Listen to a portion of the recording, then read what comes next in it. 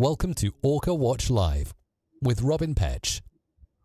Good evening, everyone. Welcome to the penultimate episode of Orca Watch Live.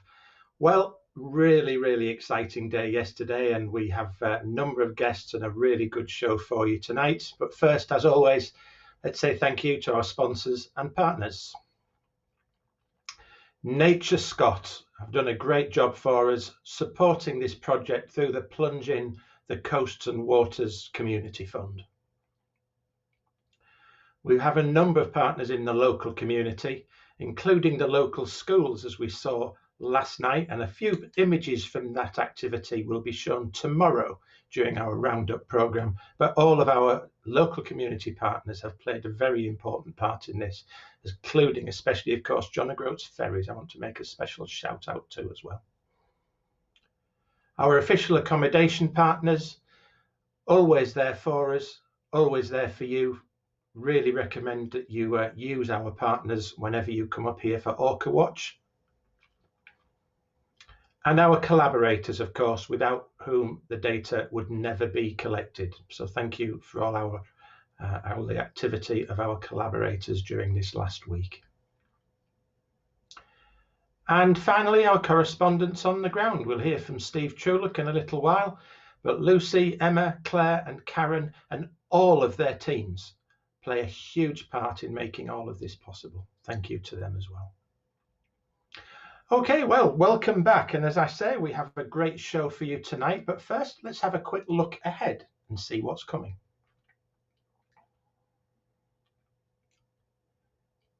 So tonight, as we say, we have our special with Julia Sutherland from the University of St Andrews, looking at the ecological consequences of orca predation on seals. That will be guest hosted by Dr. Peter Evans with Dr. Sanna Isojunno and Dr. Filipa Samarra as well. And on Sunday, we have our roundup show. Do join us on Sunday. We'll look back at all of the highs and lows of the week and look ahead to the rest of the year and see what's activity. So tonight, just in a little more detail, I'm going to go to the sightings news in a moment.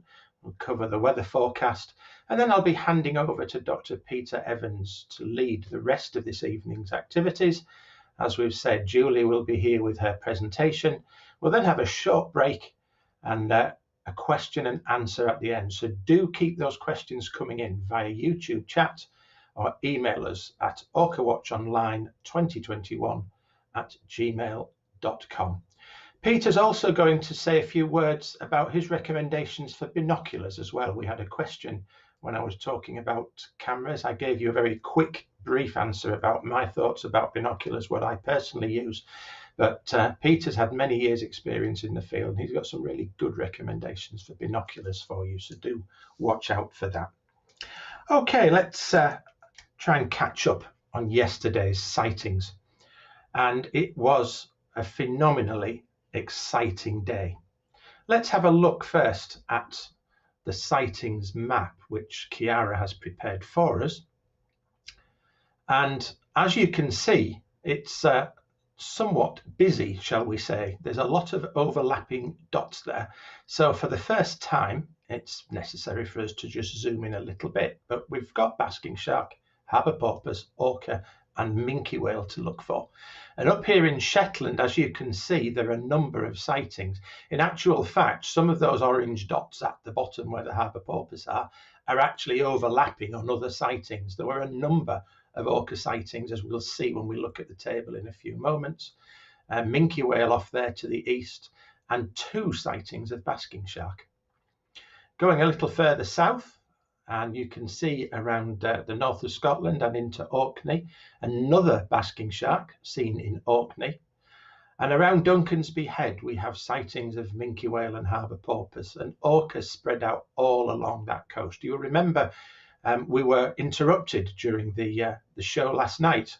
First of all, we didn't get Steve with us because he was suddenly told there were orca, and we kept getting buzzed to say that there were more and more orcas. So let's have a look in detail at what's been seen, shall we? So, excuse me, we had some quite early sightings in the day, and on the early morning trip, Christina got this nice shot of a minke whale. I showed this briefly last night. and minke heading straight towards us there in a classic side shot. Thank you, Christina, for that. So, as we say, from the ferry, we saw all of those, but actually even earlier, as you can see, Darren Dixon had seen minke whale at Dunnet Head. Bash is short for basking shark. I didn't get round to actually changing that. You might remember Robert Fubister. I'm sorry, I've missed his T off there. That's the Orkney sighting of the basking shark we mentioned.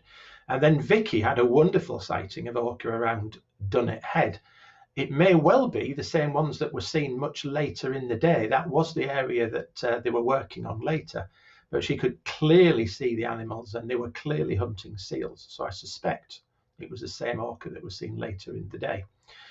As we say, we saw minke whale from the ferry. And then moving on, minke whale around Dunnet Head as well, just where the orca are.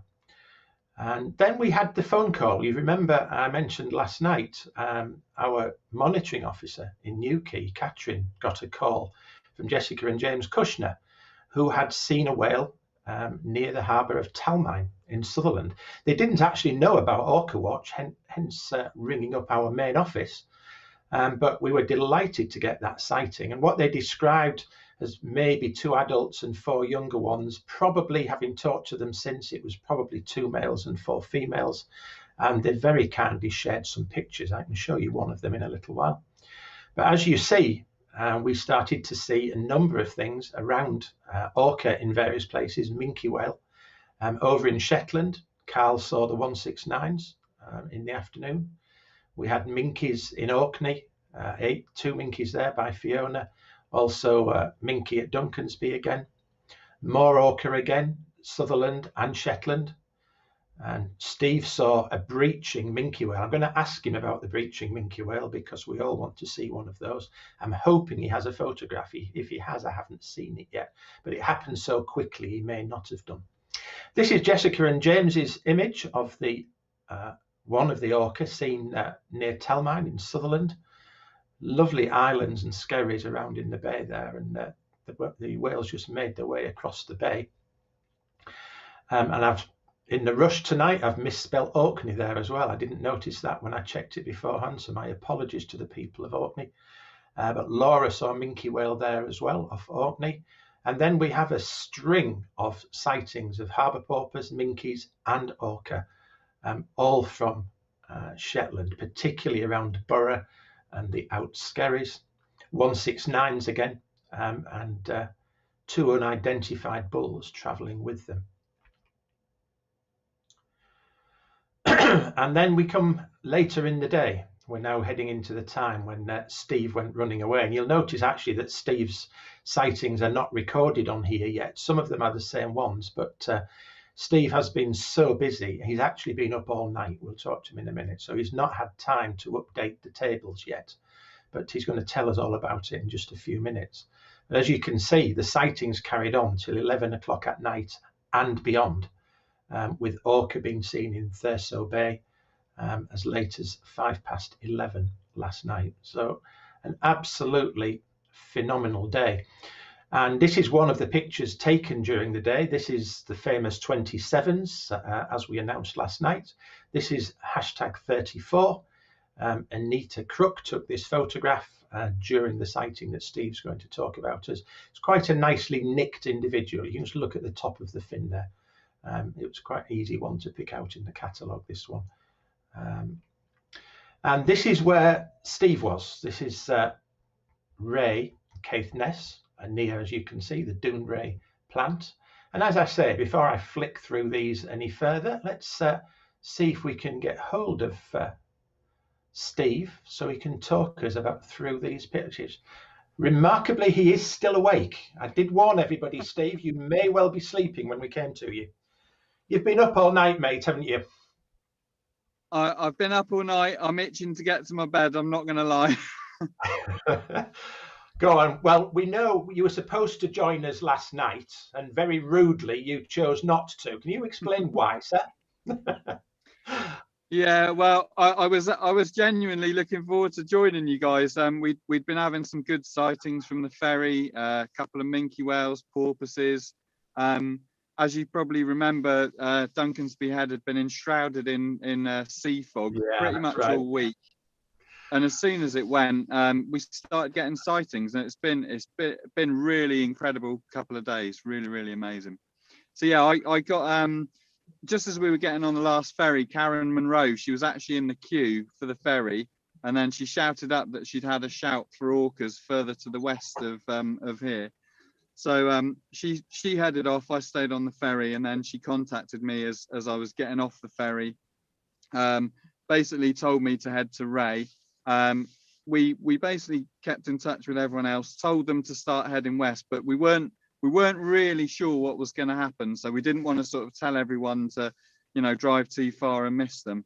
But yeah, the sightings that you've got listed on the table there, I would suggest that it's all the same pod. So the 27s are well known for traveling very close to the coast, hunting very close to the coast for seals and porpoises. They were first seen, I believe, at Talmine, and then went on to Skera, and then where Karen heard of the sighting, a place called Kirkhamany, I think it was called. And she picked them up at Strathy. And yeah, as soon as she picked them up, well, Karen's such a legend, we knew we were onto good things. And yeah, we all started heading over. And yeah, I think pretty much everyone that's up here got to see them. It was really cool day. Well, I know I've been reading on the various Facebook sites, and we've had emails in and all sorts of things. You have made so many people's day, you and the rest of the team, you know, alerting everybody to the fact that they were there, and pointing them out. I've seen a couple of video clips where I can hear your voice in the background telling everybody what's going on. And maybe instead of my picture, Steve, we can we share a picture of one of Steve's pictures instead of me there? Is that feasible, or do I need to show the pictures afterwards? Let's see what we can do. And I'll just show these images. We've got the picture here of the power station, Dounreay Power Station, with an orca in the foreground. And now what we have here, and Steve can talk us through this in a minute, is a picture of an orca actually killing a seal. That's its dinner. That's its evening meal. Hi, Steve's there. Hi, Steve. Go on. We've got the first two pictures here. Yes, there's actually a porpoise, Robin. It's hopefully you can see that it was heavily cropped, but yeah, this pod's well known for taking porpoises and seals. So yeah, we headed over to Ray, and I wasn't really sure. Karen had arrived ahead of me, gone up onto the headland, and where we were, I'd taken James, who's one of the other volunteers. It was actually his 27th birthday yesterday, and he'd never seen killer whales. And we'd been joking the last couple of days, saying hopefully the 27s will turn up and he'll get the 27s on his 27th birthday. So when Karen rang me and said it was the 27s, I just, yeah, you can't write this stuff, you can't make it up. Anyway, so yeah, I grabbed James, chucked him in the van, and along with my friend Matt, we headed over. We could see Karen up on the headland, and then when Karen started dashing along towards us, we were very excited. And yeah, they suddenly appeared round literally right in front of us, next to the rocks. It was amazing. And well, then you've got some amazing pictures there, and I've just shown. I don't know if you can see them, Steve, where you are. I've just shown the 4 pictures in sequence. I'm just on the 3 and 4 at the moment on screen, so everybody at home can see that. So the animal that took the porpoise was actually male 34, the one that you showed that Anita had taken. So the one with the big nick in the top. Yeah, he just grabbed hold of the porpoise and threw it up in the air, and you can see that's the photos I've got there of the porpoise actually landing back on top of the orca. It was amazing. And then finally, Steve, perfect end to the day. Well, only kind of, but I've got a picture here of brims in the sunset. And you've just mentioned James on his 27th birthday, watching the 27s drift off into the sunset. Very nice image. Thank you. It was, yeah, we ended up seeing them at brims after Ray. Then moved on to Thurso Bay, and there were so many people in Thurso Bay. They made a kill of a seal, probably about 20 meters from the shore, you know, loads of people. It was right inside the bay next to Thurso, a residential area, you know, all street lit. There was a campsite there, loads of people out watching. And I have to mention this, but lots of people mentioning what an amazing thing Orca Watch is for the local area. You know, bringing people to the area, bringing obviously money, revenue into local businesses. So yeah, there were loads of people out just having an absolute amazing time. Then yeah, we ended up staying up and decided to go to St John's Point. So me, Karen Monroe, Catherine Bertrand, James, a couple of other people, we headed down and we were just chatting away, and then suddenly Karen jumped up going mental, and yeah, the orcas, and the orcas appeared, and again they came right in close to us. Yeah, the 27s, apart from John Cohen Aquarius, they're probably the most sought after pod to be seen in Scotland. When you see them, they're just so exciting, you know, coming in so close. And I don't know if you're going to show any of the photos, but they started breaching as well. Both males, 34 and 72, started breaching together. Yeah, it was well worth staying up for. Yeah, and you've been, I know you've been out all night, and you really do need to get some sleep. So I'll let you go, Steve, and do that. And I'm going to add some of the photos to the blog. There's so much going on. I haven't even finished the blog today, so I shall be adding some more of your pictures in there as well. So cool. Great. And just to finish, the breaching minke whale was also awesome, and that was literally right next to Duncansby lighthouse. That was really what kind of started the day off yesterday. You know, really got everyone out looking. Yeah, it was amazing. I didn't get a photo though. I'm sorry. Right, I was just going to ask the inevitable question, but it's so fast, isn't it? You just don't expect it. It's suddenly there, and you sort of your camera's pointing there when the splash happens. So, well, it did it the first time. Tim Marshall, one of the regular watchers, spotted it, pointed us all in the right direction, and then it just suddenly jumped out, and it was such an amazing moment. I just froze. I just couldn't be bothered with the camera.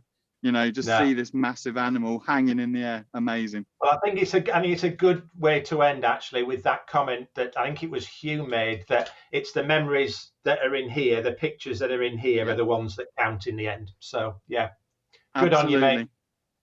Enjoy your sleep. It's well deserved. I will. Thank you, Robin. Okay. Bye for now. Well, I'm sure you all agree. What a day. I'm not going to dwell on the rest of the sightings table because we've covered these through the sightings that are linked through that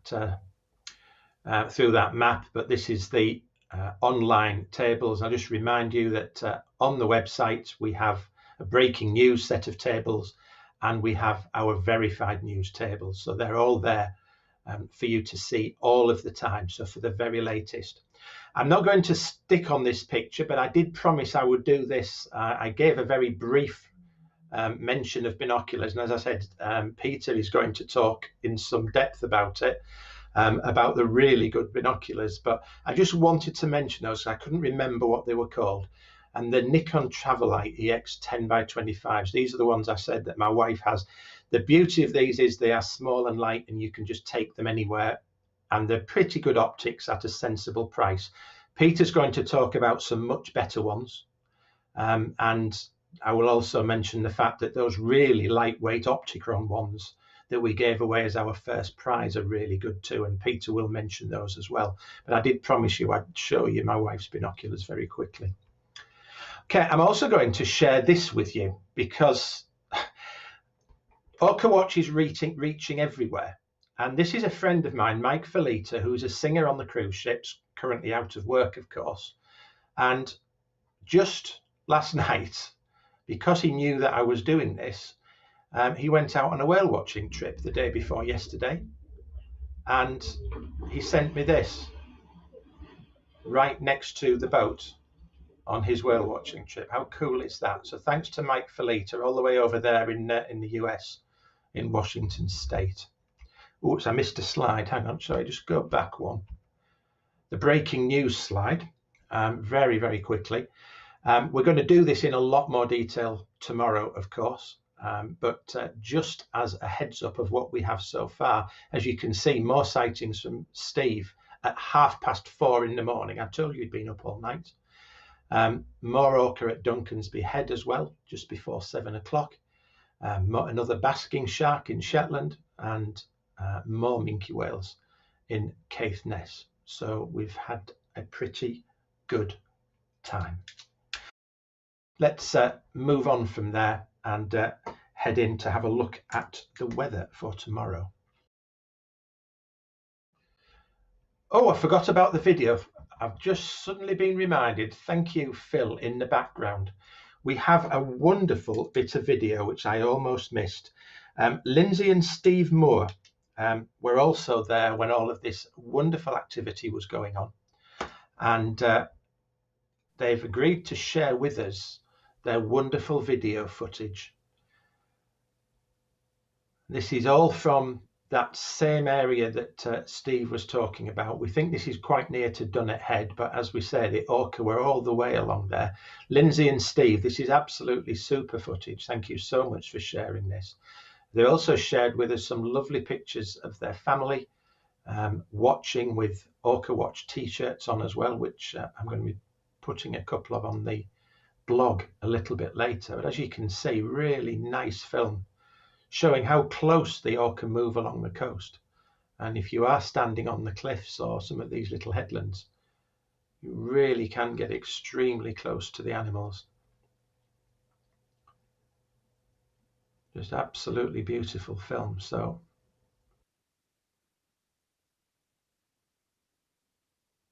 it's great, but there's nothing quite like seeing them swimming. The big male on the left there, so the big tall fin there,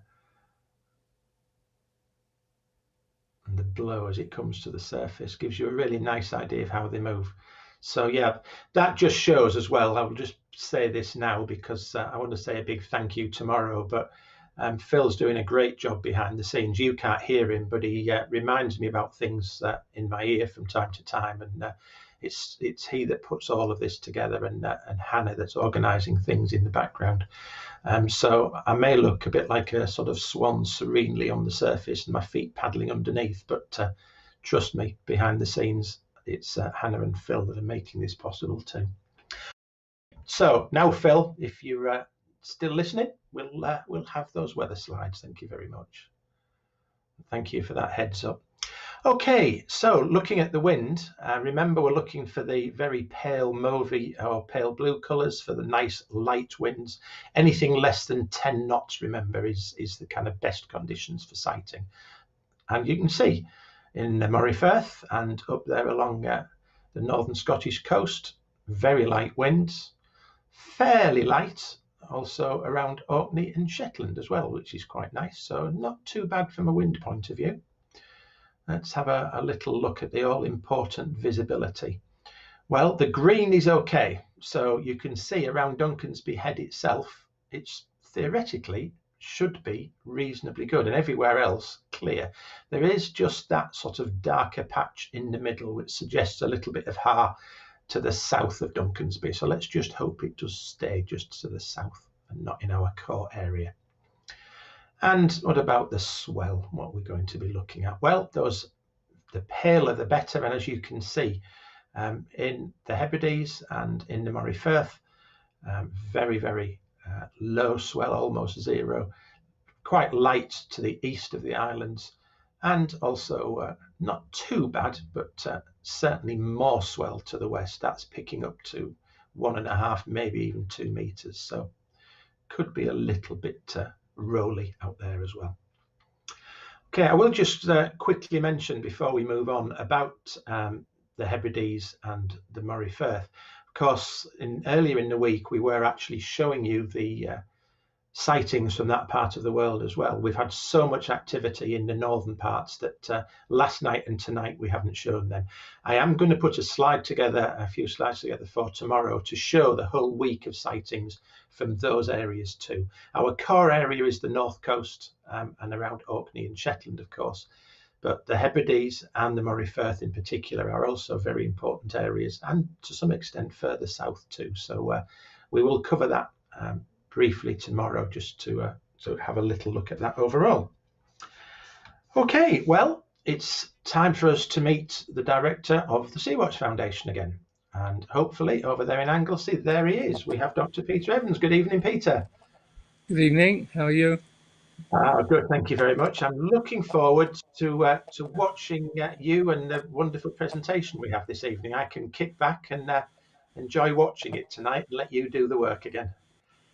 Okay, thanks very much. Yeah. Okay, well, thank you very much. I know you're going to talk a little bit about cameras, just to add to what we were saying the other night, but particularly about binoculars. So I'll hand over and I'll leave that to you. Okay, thanks very much, Robin. Good night, and everyone. See you soon. Yeah.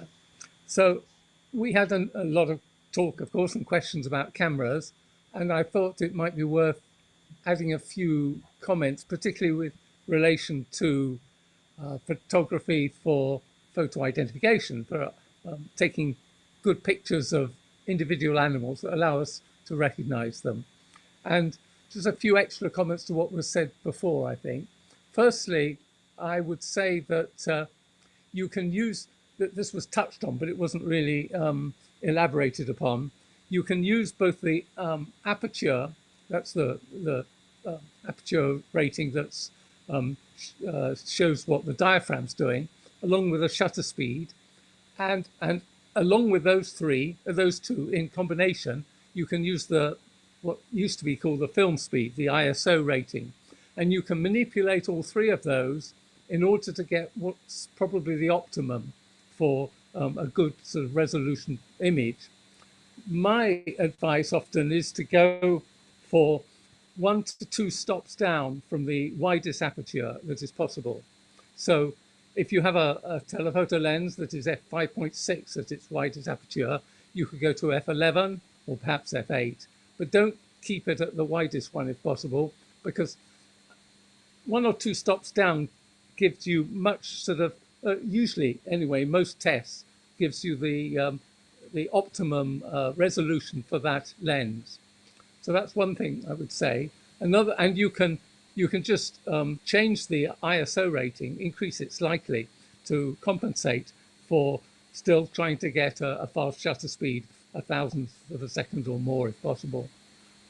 And nowadays, cameras are really good at not having such appearing pixelated when you're taking images at sort of high ISO ratings. It's just in the last few years that has improved tremendously, really. So that's one thing I would say. And when you are taking pictures of animals, particularly for photo identification, just follow the animals, get an idea of their behavior, because then you can track them. So when you see what course they're on, as they sort of die down, you can predict where they're going to come up. And so you don't just take a picture just after they've gone down again, which is what a lot of people do. And the other thing is, for most of these species, what you want is to have the animal perpendicular to you, at right angles to you.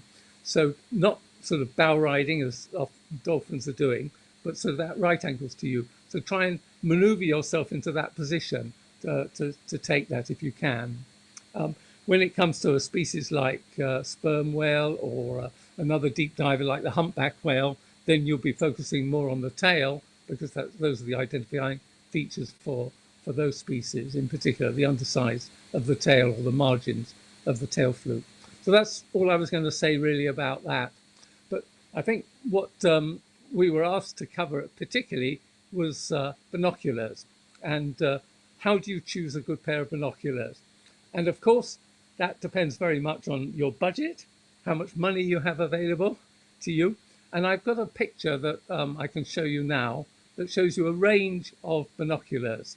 And I've arranged these by A, the ones along the top are the most expensive, in the middle, B, are the sort of medium range, and then C are sort of at the lower range.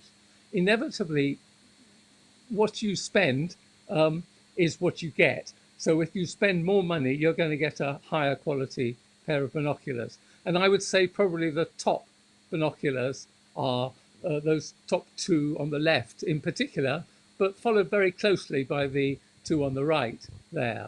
But you can see they're pretty expensive. And they're also quite heavy there. In terms of what magnification to take, I would always go for somewhere between 7 and 10 times. If you're a birder, you may want to go for 10 times. And I'm a birder, and I started out with 10 times.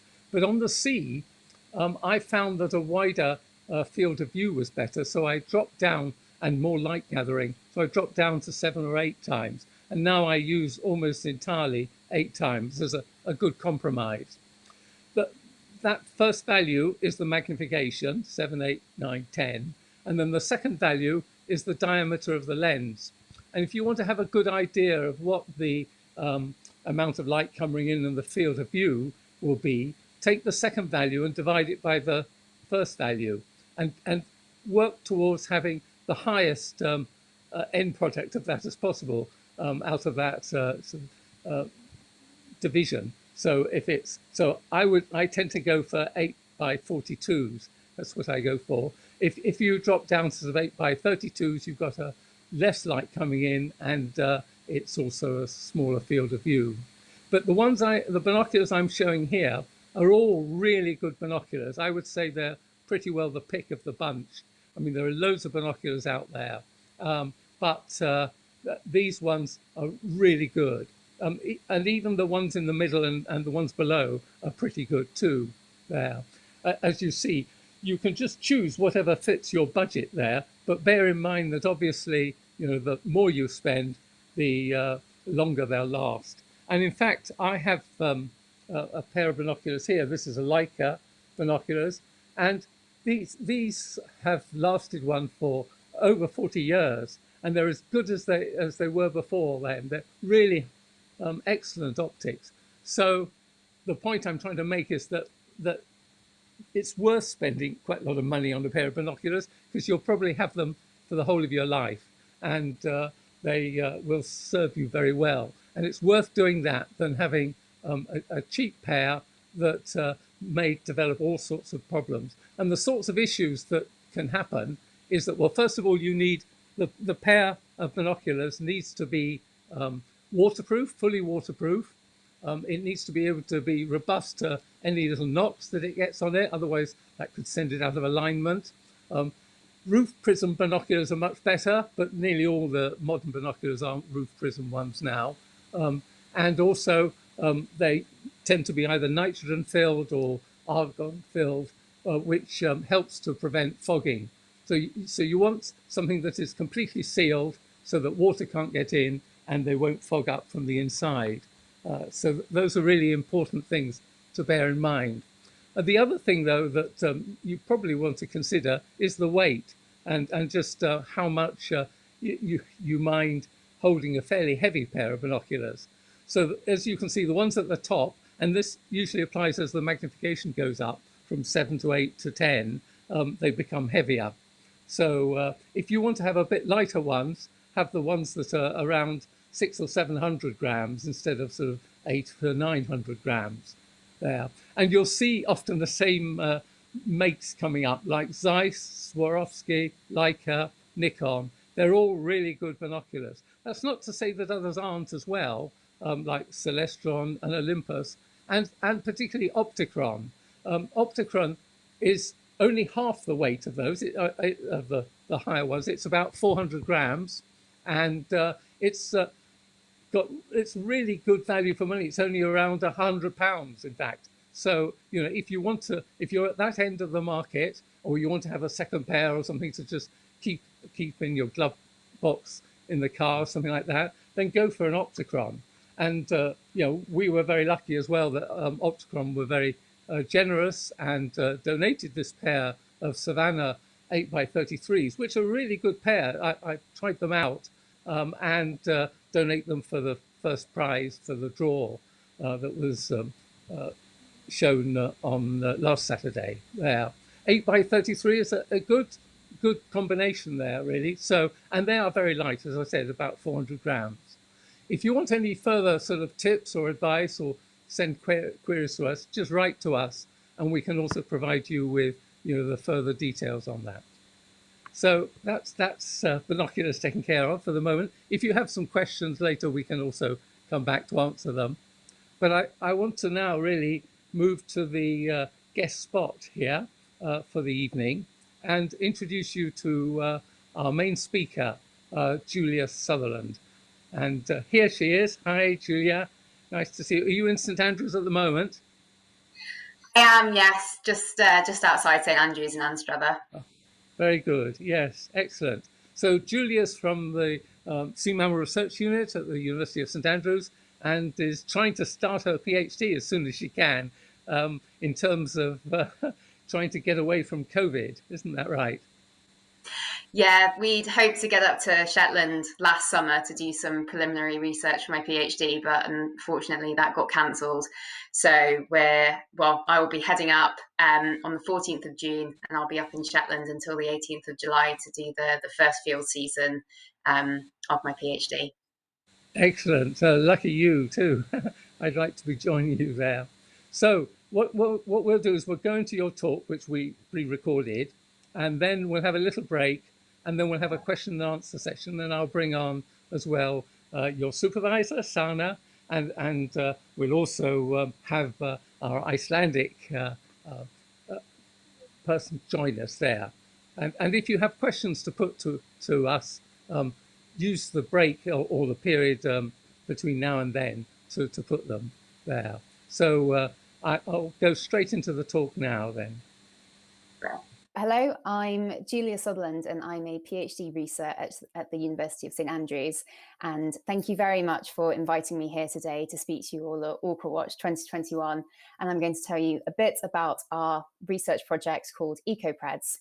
And this stands for the Ecological Consequences of Orca Predation on Seals. It's part of a wider research project at the University of St Andrews. And I recently started my PhD with the project just this September. So it's still fairly early days. You can find us online at ecopreds.com. We're also on Facebook, or you can follow myself on Twitter as well. So in terms of the EcoPred project team, there's quite a few of us now. Here at the University of the St Andrews, I'm here as a PhD student, and I also have 3 supervisors based at St Andrews: Dr Gordon Hasty, Dr Sanna Isojunno, who some of you will be familiar with from previous Orca Watch talks, Professor Peter Tyack, and there's also a postdoc, Poppy, who's involved in acoustic analysis on the project. Outside of St Andrews, as part of my PhD, I have 2 external supervisors, Ross Culloch from Marine Scotland and Karen Hall from Nature Scot, who has been present during Orca Watch this entire week and put a phenomenal effort into it. I also have a research assistant, Matt Audley, who will be helping me out in Shetland this summer. But none of this, in terms of the project, would be possible without you guys. The sightings data that you report to Sea-Watch Foundation, along with Hebridean Whale and Dolphin Trust and Orca Watch, it's absolutely phenomenal, the resource and the time and effort that you guys put into reporting these sightings. Thank you very, very much, because we would not be able to do this project without you. So a bit of background about the project. Some of you will have seen this slide before at Sanna's talk at Orca Watch, but just to recap, because this presentation is going to build on her presentation, we can think of energy within an ecosystem as a pyramid. And at the bottom of the pyramid, there's a lot of energy from the primary producers. But as you move up the pyramid, energy can be lost through heat or through non-lethal interactions, such as anti-predator behavior, and it can be lost through direct mortality. So seals eating the fish and killer whales eating the seals. Now, we talk about the ecological consequences of orca predation on seals. And when we talk about this, it is really important to consider not just the direct mortality, but also the non-lethal interactions. So seals trying to evade predation, this means that they might give up on foraging events, or they might haul out more often. And the loss of energy to them in this sort of non-lethal way can be quite substantial and have population level consequences as much as the mortality. So it's really important to think of both elements. They're sort of like either side of the same coin. So my working title for my PhD project is Killer whale predation of seals in coastal Scotland, investigating the ecological drivers and consequences of an apex predator-prey relationship. Now, at the moment, we sort of have 3 key objectives that I'm going to talk you through, and then I'll talk to you a little bit about the methods behind this as well. So the 3 primary objectives of the research are to get age and stage specific mortality of harbour seal and grey seal estimates. And by this, we mean what species are the killer whales predating, but also what age are they predating, whether or not that's pups, whether or not it's adults, whether or not they are preferentially predating harbour seals or grey seals. We don't know. We've observed lots of predation events, but in terms of the fine scale data on the detail of the types of prey that they are taking, it's really important that we continue to collect this data to be able to get these robust estimates. Now, the secondary objective is to look at the spatial temporal variation in seal predation. And by this, we mean when and where are the predation events happening. We see on the Facebook sightings that a lot of predations are happening around the coast of Scotland, but again, it's the fine scale data and sort of looking for patterns across locations and across years to see whether or not there are sort of predation hotspots around the coast of North Scotland. Now, we know that the killer whales can be seen year round, but sightings do appear to peak in summer and autumn months, and this coincides with harbour seal and grey seal pupping seasons respectively. So whether or not we're seeing more killer whales in the waters because there's sort of this seasonal abundance in prey resource in terms of all the pups being born, that's something that could be going on. But again, it's something that needs further investigation. So on to point 3. This will all feed into trying to understand the potential role of killer whale predation in driving harbour seal declines.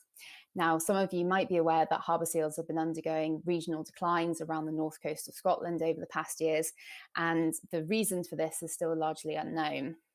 Now, when we talk about killer whale predation and the role in the declines, it's probably not that the numbers that the killer whales are taking are driving these declines, but if we're looking at sort of localized importance, if certain harbour seal populations are struggling in certain areas and that's a hotspot for predation, there could be some interaction there, or it may also be preventing struggling populations from recovering. So all of this will feed into the harbour seal research project, harbour seal decline research project that is ongoing at the University of St Andrews. So to address these objectives, we have quite a few methods that I'll talk you through each of. So we have visual sightings, so going out, standing, looking for the killer whales, drone footage, which we're seeing being collected more and more of now that drones are becoming more accessible, photo identification, which I'm sure everyone here is familiar with, seal surveys, which are the timescale that we have from here at the Sea Mammal Research Unit at the University of St Andrews for abundance estimates of harbour and grey seals in the UK over time. We also have seal telemetry data, which tells us where the seals are going, acoustics recordings, which means we can listen out for sort of cetaceans, killer whales, any other species in our environment. And then all of this will feed into bioenergetics and population modelling, which is essentially to say, how many killer whales do we have? How much are they eating? Is it enough to sustain them? And will that have impacts on the seal populations? And also, what does that mean for the killer whale populations as well in terms of prey availability? So I'm going to talk you through each of these methods a little bit more in detail so you can get to grips with the sort of wider project aims and methods. And hopefully we'll have times at questions at the end that you can ask anything that's taken your interest or any questions that you might have. So in terms of data gaps that we're really trying to address surrounding predation, it's the when, where, what, how. When is the predation happening? Where is it happening? What are the killer whales taking? And how are they taking it? And if we translate this into sort of more fine scale data, we're looking at specific data on predation events, prey species ID, whether or not that's harbour seals, grey seals, and we've also seen them taking harbour porpoise as well. Prey consumption, so the amount of each species that they are taking or the age of the species that they are taking. And we're also interested in the hunting techniques that they deploy as well, because whether or not these killer whales are sort of purely mammal specialists or whether or not they predate on fish as well, we're still not quite sure of. So learning a bit more about the hunting techniques that they deploy can tell us a little bit more about their sort of behavioural ecology and their backgrounds and their ability to capture different types of prey. So the first method I'm going to talk about is visual observation, which is one I'm sure everyone here is familiar with. I imagine you will have all seen the graph on the left produced by Karen Hall, and this data would not be possible without you guys. These are the sightings that are reported through Facebook and collated by Karen. So visual observations, going out with your binos and your camera and seeing what you see from the coast. An important element of this is also the environmental data that goes alongside of it. It's really important that we can also collect data on time and location, which is what we call effort, the sighting conditions, so sea state, weather, prey presence, whether or not there's harbour seals, grey seals or harbour porpoise around, and also boat present to try to gauge sort of potential levels of disturbance of these killer whales in the coastally foraging waters. Now, the environmental data is critical. And on top of this, here at EcoPreds, we also do something that we call phoco follows, which is something that you might have heard of before. You can find more information about it on the citizen science section of our website. And again, I'll talk about that a little bit later. But essentially, a phoco follow means that you can follow one individual and or a group, and you record everything that they're doing in a given time period.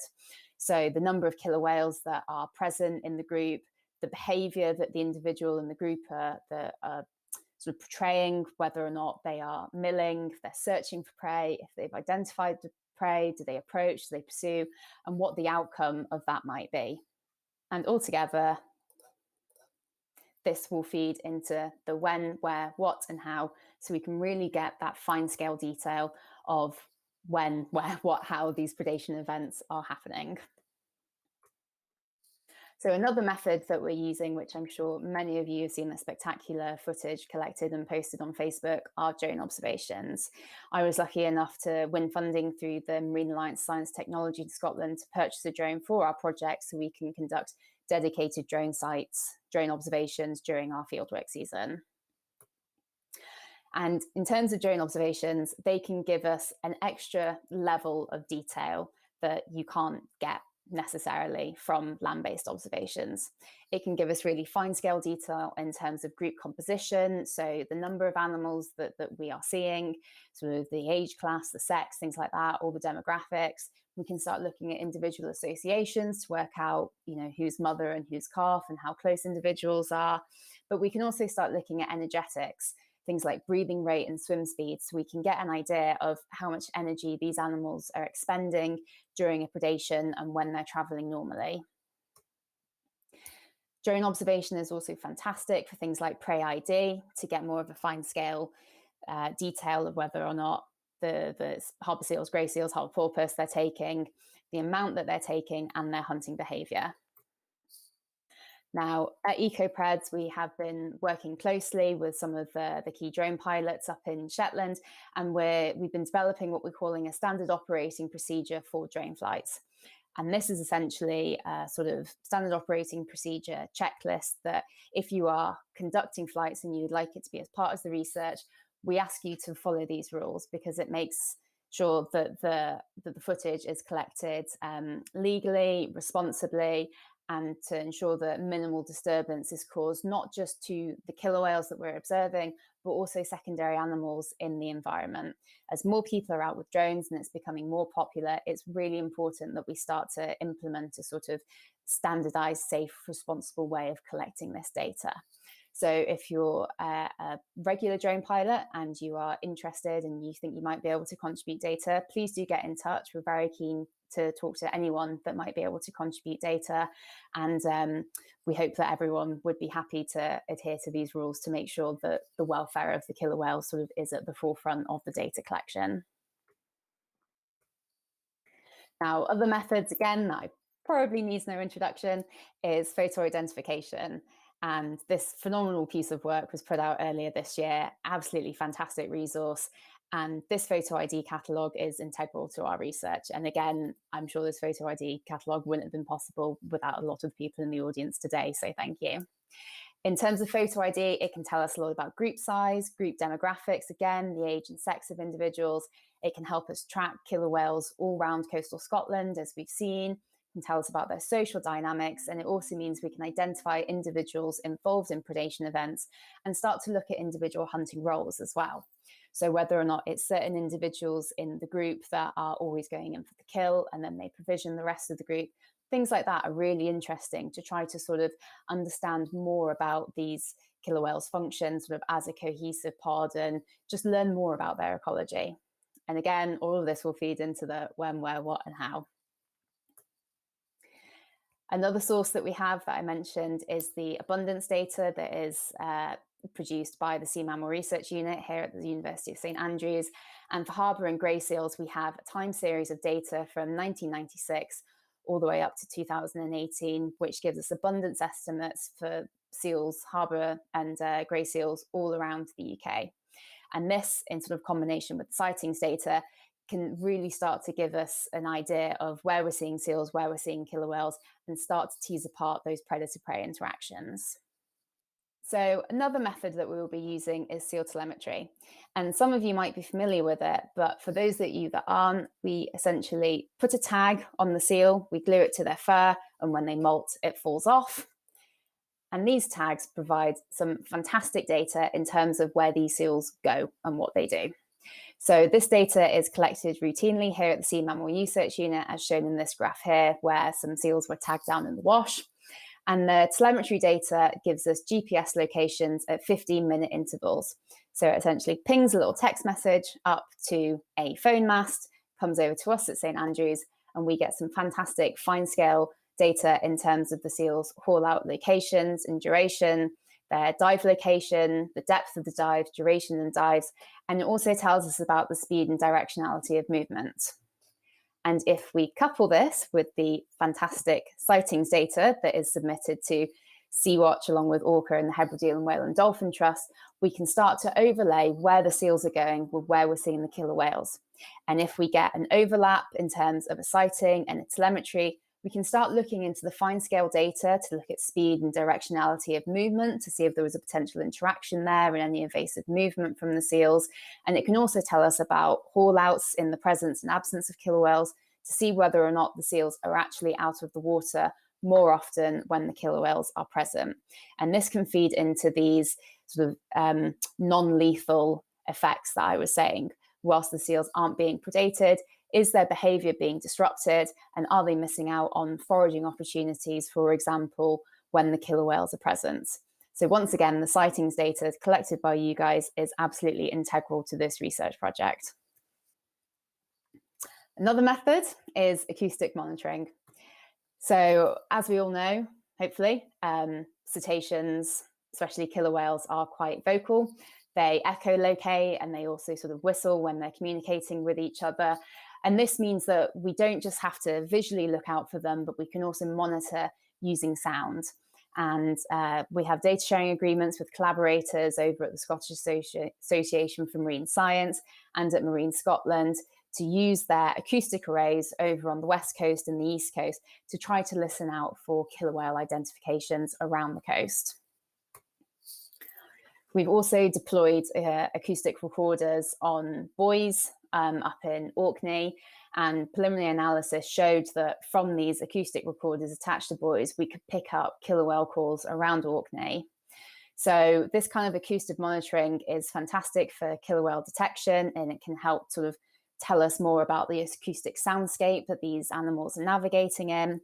In terms of predation, it might be slightly problematic because previously it's been shown elsewhere in the world that mammal hunting killer whales can sometimes be less vocal and then they can be silent when they're hunting. But again, this is something that we're really interested to look into, and the more data we have, the better. So now on to the analysis. This wealth of information, this wealth of methodology that I've discussed will all feed into some bioenergetic and population modelling. So everything from the visual sightings through to the acoustics recordings can tell us vital information about the killer whales shown here in the orangey red and seals, which we'll show you in blue. It can tell us about the killer whale population that we are seeing, so the number of killer whales. It can tell us about their hunting behaviour, the prey availability, and in terms of seals, it can tell us about the predation threat that they are experiencing in their environment. So in terms of the killer whale population, that's important to understand because we need to know the level of energy that is needed to sustain that population. And that's particularly important if we've got calves and things like that that might need, more energy than adults. In terms of their hunting behavior and energy, it can tell us about the energy that the killer whales spend when they're hunting. But if predation is successful, it can tell us about the amount they are gained. And again, that's important to sort of bring into the sort of age class that we were talking about in terms of the prey species that they were taking, because a pup might have less sort of energy, nutritional content, but it might be easier to get. So you've gained less, but you spent more. In terms of prey availability, that's essentially telling us what energy is available for the killer whales in their environment. And onto the seals, predation threat. Again, it can tell us about the energy spent by the seals if they are trying to evade predation. And it can also tell us about the direct loss of energy in the environment if it's a successful predation and the seal dies. So again, this will all feed into estimating the number and the type of seal consumed, and also estimating the behavioural consequences for the seals.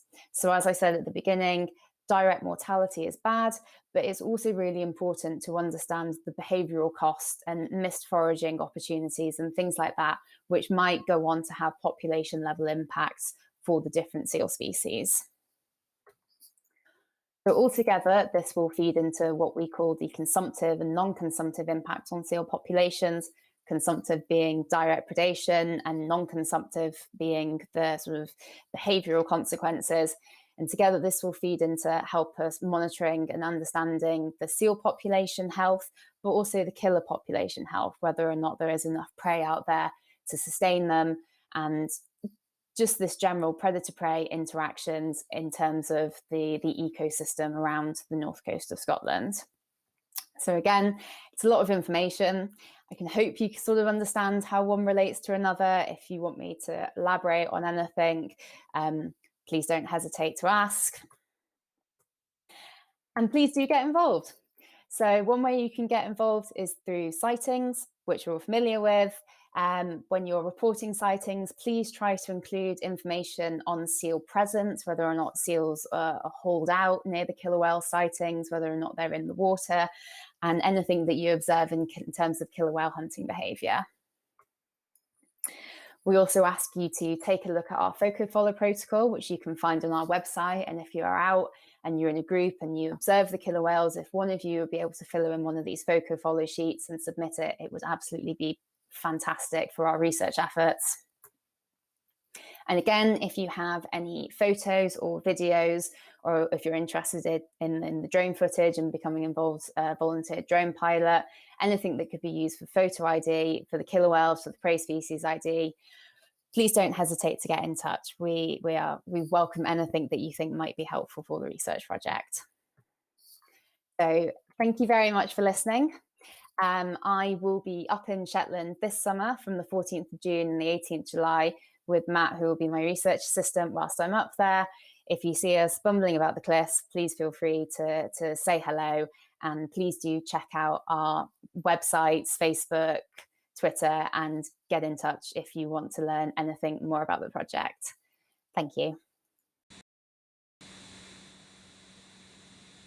Thanks very much, Julia. That was an excellent and interesting presentation. We're going to have a panel appear now, and these include yourself, Julia, Sanna, also from St Andrews, and Filipa from the Westman Islands. And welcome to you, Filipa. Nice to see you as well. And we're going to just take a short break, about 5 minutes, just to give people a chance to put in more questions. We've already had a few, but feel free to add to that, and we'll just go through those and pose those questions to you. So just relax for a few minutes while we take a break.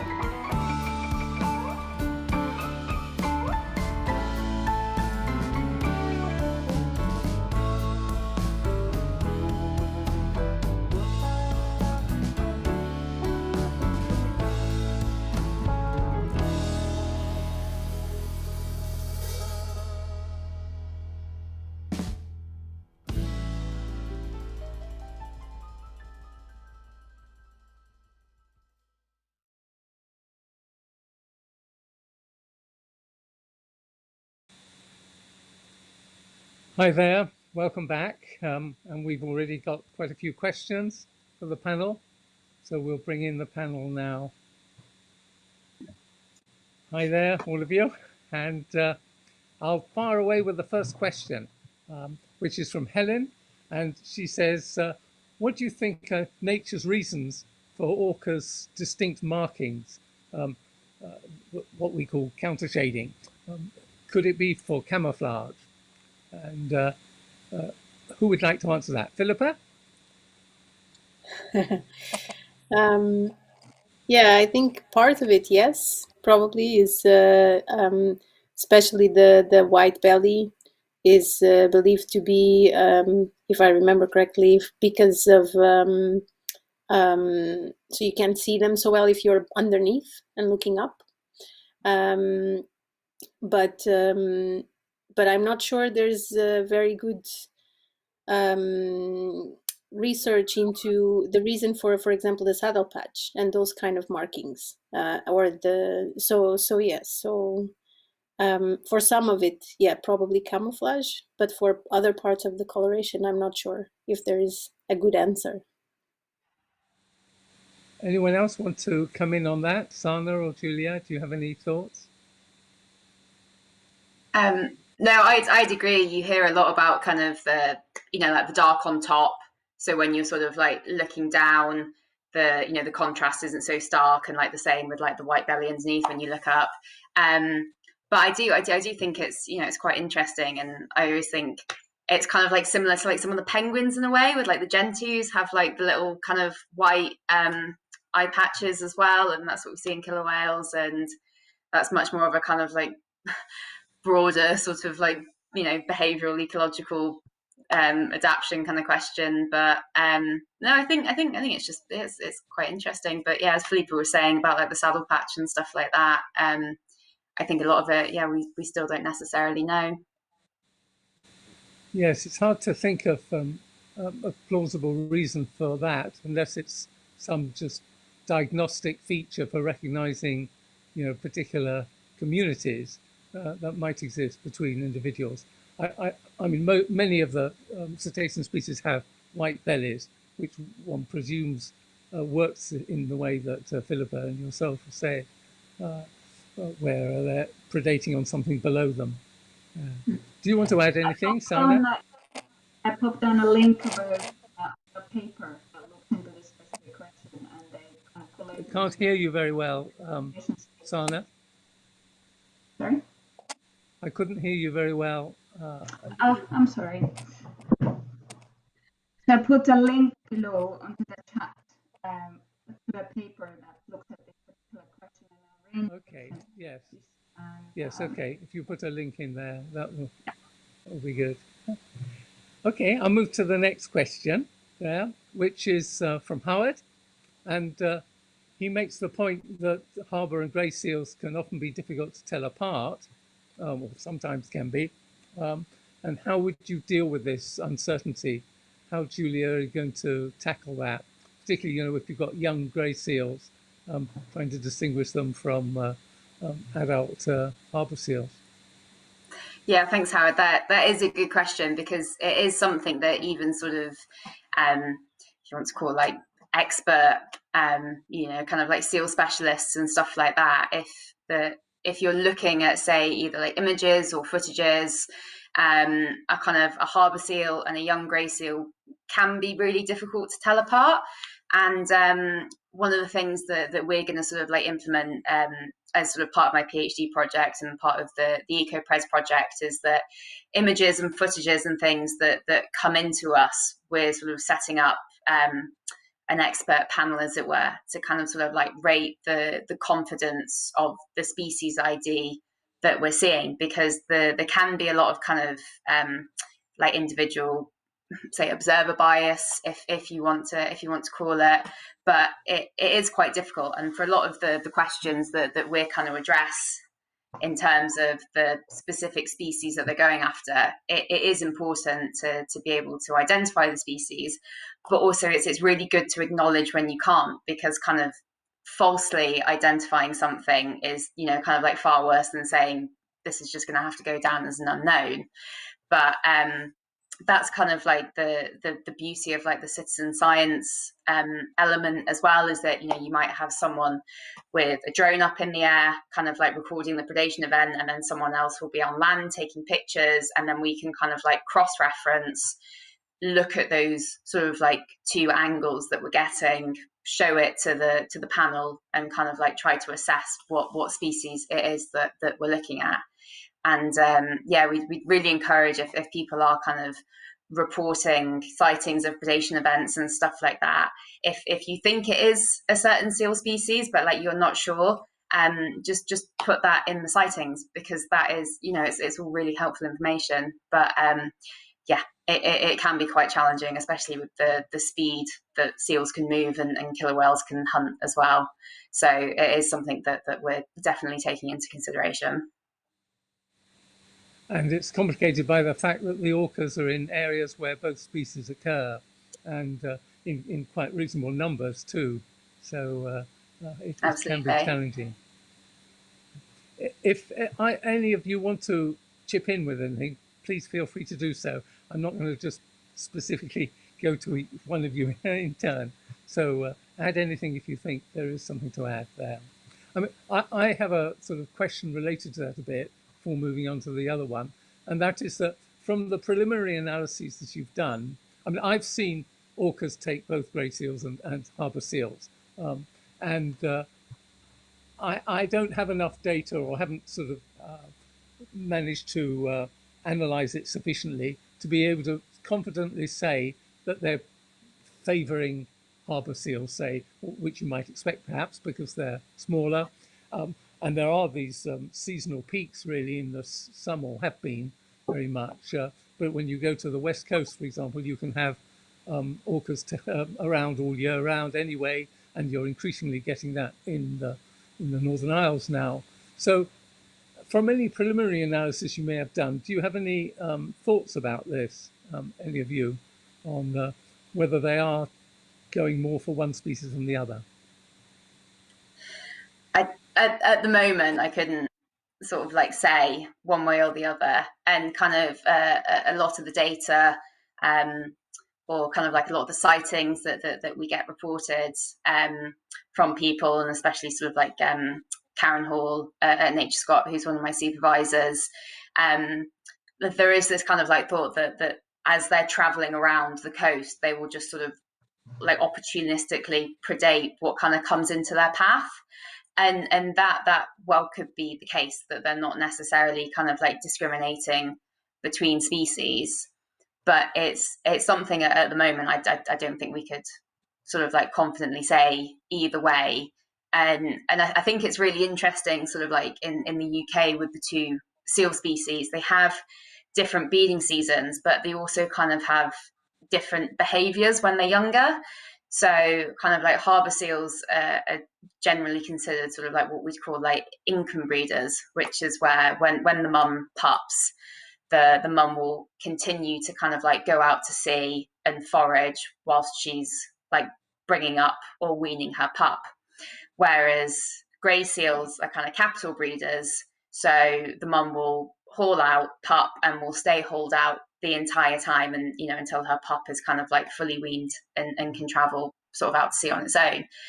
And it's quite an interesting contrast from that point of view to kind of look at what the killer whales are eating, is that if you've got, you know, mums that have pups that are hauled out and then they're going out to sea, does that mean they're kind of an easy target for the killer whales? Or if harbour seal pups go out to sea earlier than say grey seal pups, does that mean they're an easier target? So they do offer kind of like quite a nice contrast in a way in terms of their behaviour in sort of like an overlapping scale, if that makes sense. Have you received observations of seal predation at sea, away from land? Have you had some of those come in? We haven't, as far as I'm aware, and it is very much don't want to necessarily call it a limitation, but it's one of the like my PhD very much like focuses on like the coastally like foraging, the coastal foraging behavior of the killer whales. And just because we observe this behavior when they're predating coastally doesn't mean that they're not predating further offshore, and that they couldn't be predating further, sort of like other species further offshore. But kind of within the scope of our project, kind of making the most of sort of like non-invasive, like land-based observations and stuff like that, it's the coastal behavior that we are focusing on. But that's not to say that if observations, you know, were made offshore, people kind of like out on like whale watching boats or something like that, any predation event, we are interested. We want to know about it, and we would love to hear the details. But yeah, the PhD project very much kind of focuses on kind of like the coastal foraging behavior. Do either of you want to add anything to that, Filipa or Sanna? Yeah, that has been a question in my mind as well, whether there is predation offshore. But so far, I haven't heard of a very far offshore predation events, but I'm perhaps not the best person to speak. There's Hugh Carrup and Karen Hall and many others who have been, talking about and watching the killer whales for a longer time in Shetland than I have. Okay, thanks. Yes. I still find it a little hard to hear you. I don't know whether others are. So if there's a way you can bring your microphone up a bit, that would help, I think. The next question, maybe Phil, could you just bring in the couple of slides I have, because I think it might help that one. So I'll just here we are. Yes. So the next question from Rose is, could killer whale predation be causing the decline in harbour seals? And are there other things that could be happening? And so I thought it might be useful anyway to have this in here. So these are the maps produced by SMRU, by the Sea Mammal Research Unit, of the counts in August of grey seals and harbour seals. And just to give people an idea, I think Julia showed one of these earlier, the harbour seal one, to show that the areas where we're getting orcas are very much areas where these two seal species occur. We do incidentally get orcas coming down on occasions down the east coast of Britain, and we've had them in repeated years around the Farne Islands and taking grey seals there. So they will make these foraging, these scouting trips to take seals or porpoises or some other species, maybe not even marine mammals anyway, away from that area. But there is a strong overlap with the main areas where we observe orcas and the main areas where we observe grey seals and harbour seals. Can you just go to the next picture now? So these, again, from the Sea Mammal Research Unit, really, are the seal population trends in the UK for grey seals on the left and harbour seals on the right. And you can see that in a number of areas, the grey seal population has been sort of steadily increasing. It's plateaued off in the Hebrides, both the Outer Hebrides and the Inner Hebrides, over the last sort of 15 years, really. It hasn't increased much there. It continues to increase to an extent in Orkney, but it's starting to plateau off there. But when you go to the harbour seals, you see that whereas in some areas there has been a general increase, if you like in the west of Scotland, but if you look at what's happening, look at that blue line really there, which is the north coast of Scotland and Orkney, they're definitely decreasing. So that begs the question: are they decreasing because of orca predation, or is it some other factor? And so I'm going to now open that question up to Julia. Would you like to say a few words on that? Yeah, if that's the subject of your thesis. Yeah, so I mean, my kind of current thoughts is that it's unlikely that the level of killer whale predation is sort of causing these declines. there's a huge project going on sort of here at St Andrews at the Sea Mammal Research Unit onto sort of like investigating the drivers of harbour seal declines, and it goes into everything from kind of like prey availability to toxins to sort of interactions between harbour and grey seals. And again, sort of early stages of my PhD, hopefully I'll have a better answer in like the next 3 years. But my kind of feeling is that if killer whale predation is heavily sort of like localized in certain areas, and a lot of these declines are very, very localized. If you look at like the total number of harbour seals sort of like 10 years ago in comparison to now in the UK, the numbers are fairly similar, but the declines have been on a very kind of like localized scale. If there's enough kind of like level of predation in localized areas that are currently struggling, that have undergone declines, then the predation might be kind of like a cumulative impact and feeding into the declines, or sort of like stopping like population recovery.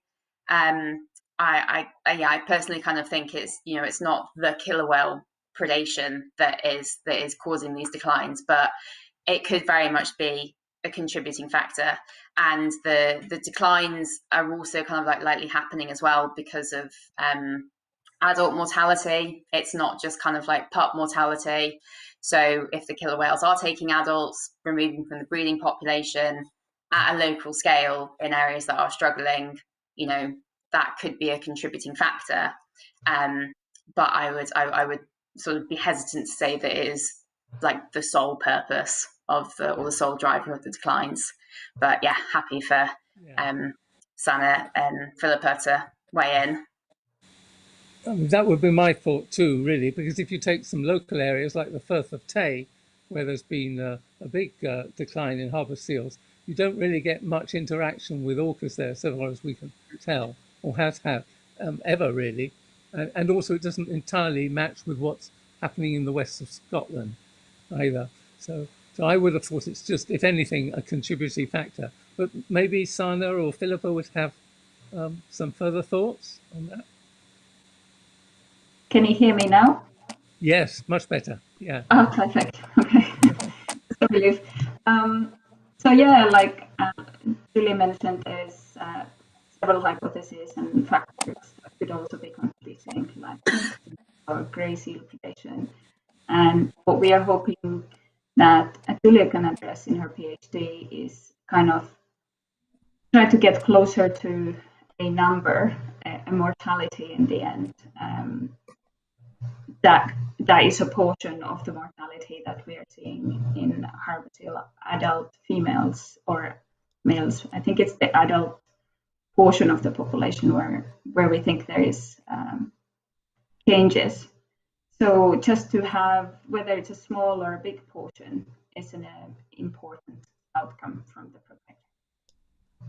Yeah, because of course, if they were taking many adults, then that's likely to have a much more significant impact on the population than if it decreases adult mortality. I mean, increases adult mortality. Yeah. So, Filipa, do you have any further thoughts from your own experiences?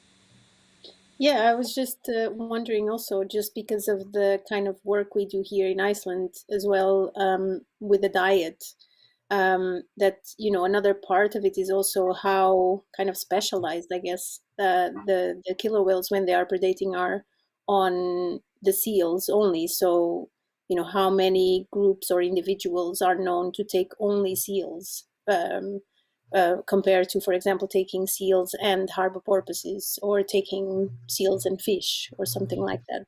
So that will also have an impact on how much predation the killer whales are doing, also how much proportion of their diet is composed by either species of seals. Yeah, I think that's a very interesting question, and maybe it's one that you, Julia, are going to try to get to grips with, whether there is individual specialization. I mean, there isn't so many other animal species. You would expect it really to happen to an extent anyway. Yeah, absolutely. And it's one of the things that I'm sort of like really interested in as part of this project, is kind of looking at like pod specific hunting sort of like behaviors and preferences as well. Because as sort of been like mentioned earlier in the talks earlier in this week, I kind of like, my gut is that the pods that we see around Scotland, and especially the ones that migrate between Scotland and Iceland, as Philip has also said, like it's not that split mammal fish that kind of like we see in the North Pacific, and I think the extent to which that they predate marine mammals may vary between pods and things like that, and it's kind of getting a handle on that is going to be really important in terms of just understanding more about these animals and comparing them to sort of like populations elsewhere, but also like trying to quantify how many seals, or estimate how many seals that they would kind of like need to take to satisfy their energetic requirements. So yeah, I just think there's a lot we still need to learn about these populations.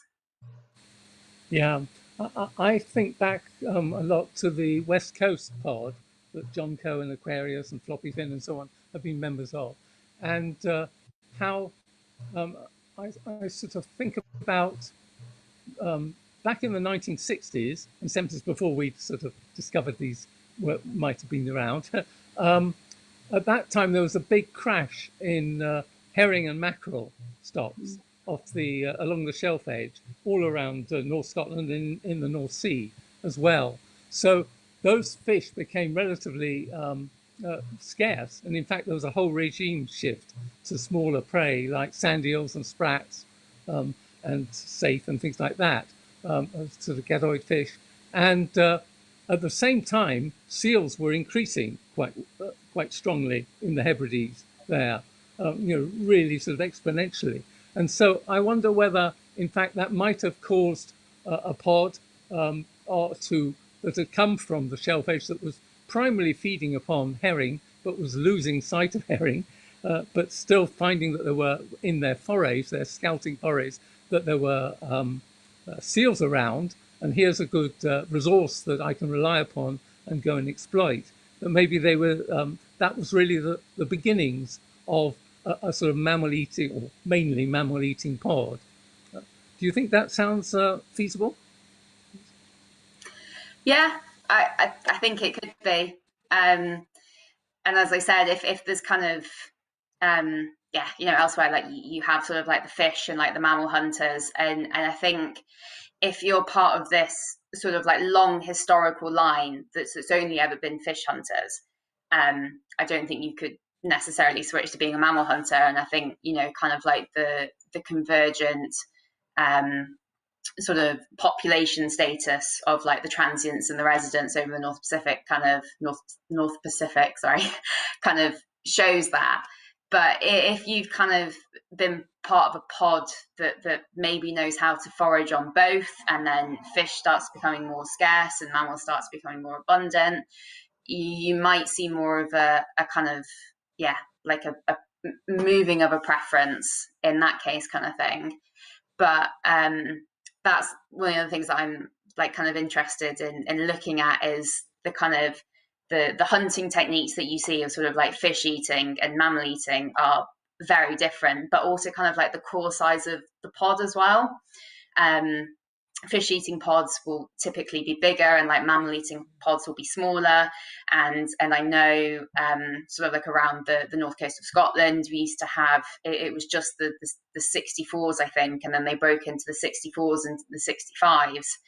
And some people have alluded to maybe because they're mammal hunters, it was that's one pod was too big to kind of like make mammal hunting efficient, so they kind of like split into two. And I think it was Hugh was saying in one of the talks earlier in the week that it might be the 27s or something like that are going. Might not have been the 27s. Sorry, you should really be here for this. There was another pod that is getting quite big, and it's kind of interesting to see if they're getting too big. Are they going to split? Because then it's better for them to be in two separate pods to be mammal huntings.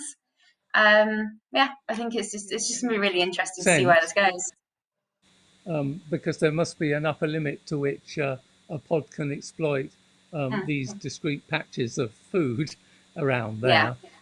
Whereas for migrating herring, it pays to be in a big group and span out to find your prey, and then home in on them, and there'll be lots of them there, lots of herring or mackerel or whatever, so it can support a large number of animals there. And fishing boats as well can do so when they're hauling in. I mean, we had the video that shows, well, they claim that there was about 150 orcas. You can't tell really from the videos, but definitely an awful lot of them, you know, just east of Orkney there some years back. So, yeah, these things are very interesting questions, I think, to try to tackle.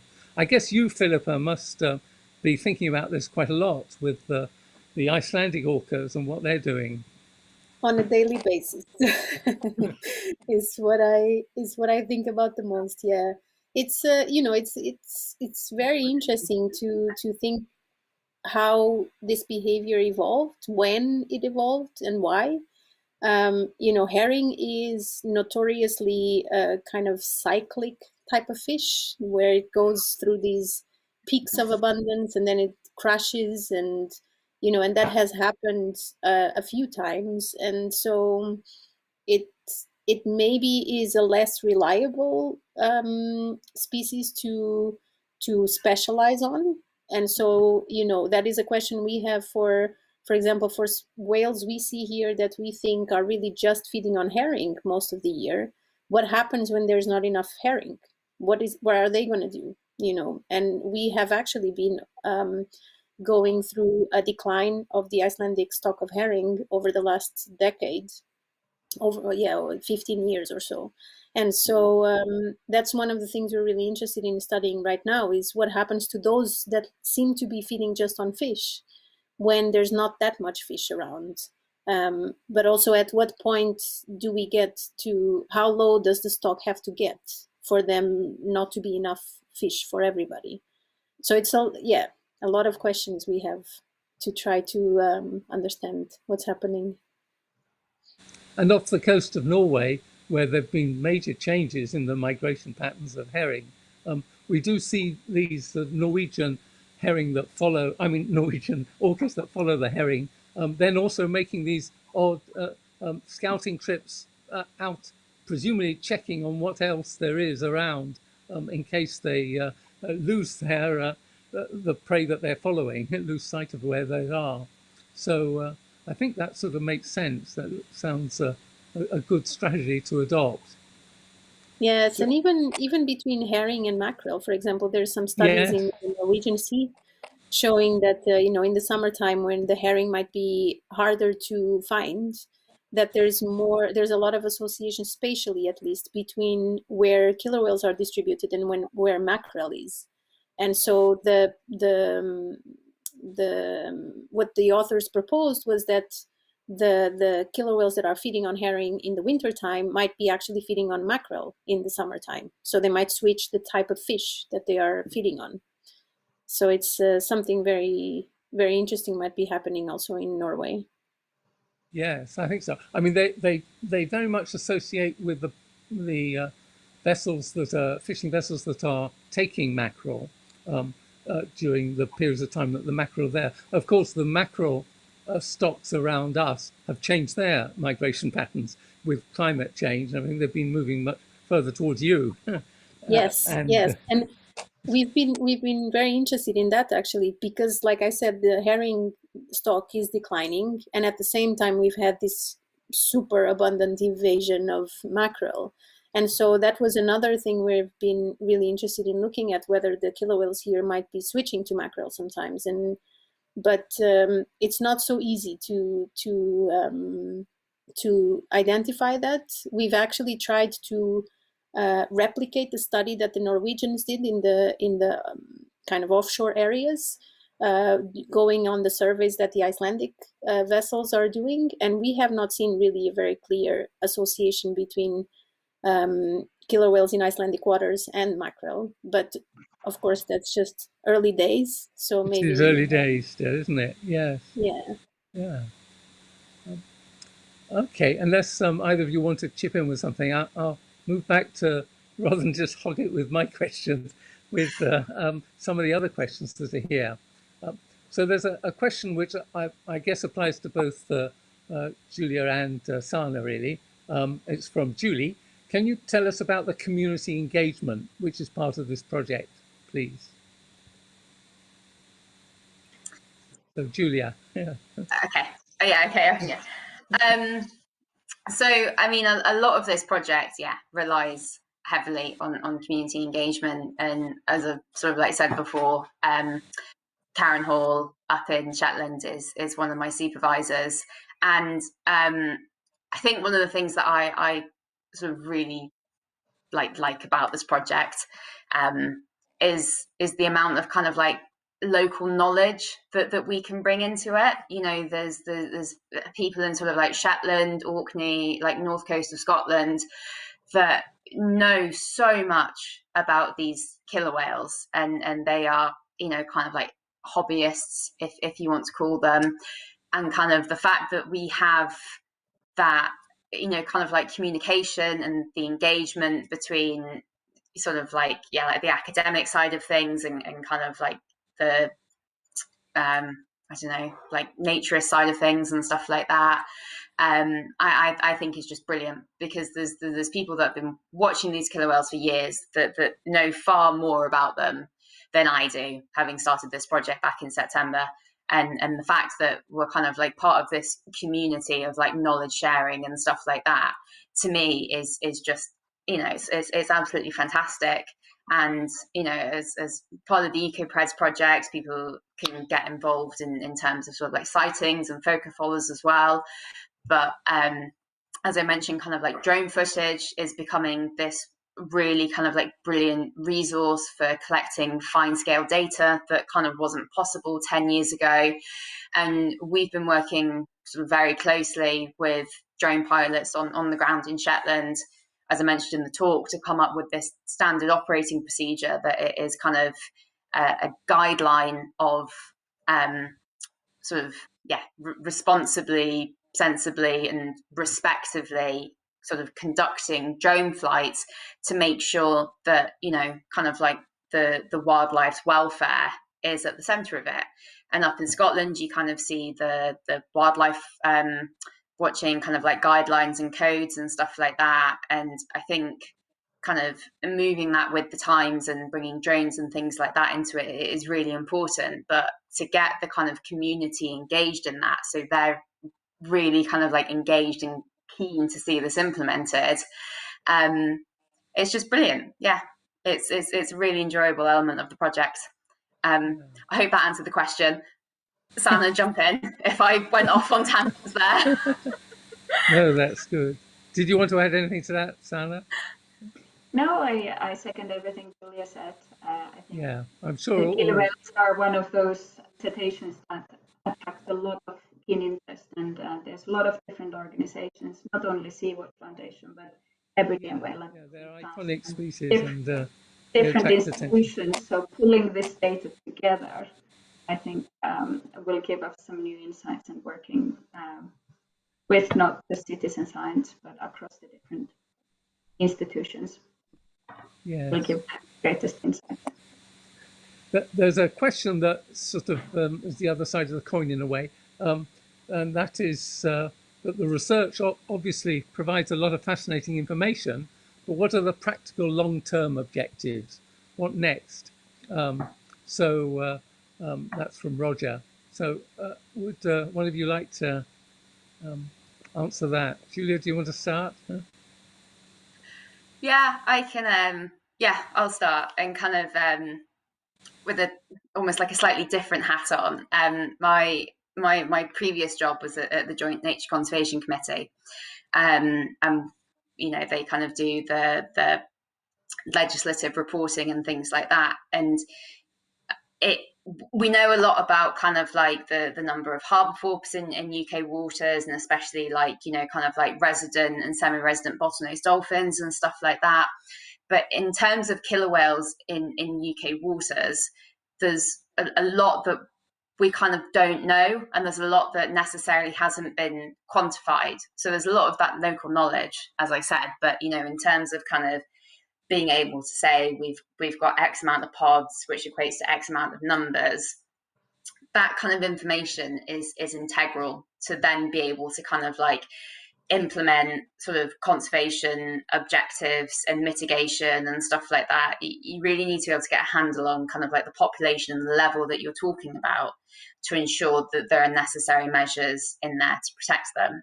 So, you know, there's been, you know, a great amount of work done, you know, so far with like the ID catalogue and sort of like Andy Foot's work, you know, 10 years ago. But I think it would be great if kind of like moving forward, this could kind of like help contribute and say these are the pods and these are the individuals and this is the level that we're talking about in UK waters, and these are the threats that they're facing, and this is kind of like, you know, how we need to protect them. I'll let Sanna pitch in. Sanna, do you want to add to that? Yeah, so I again agree, and I think there's the mortality question, and there's the question of what are the important areas for killer whales and seals, and so at the end, I hope we can contribute to conservation planning.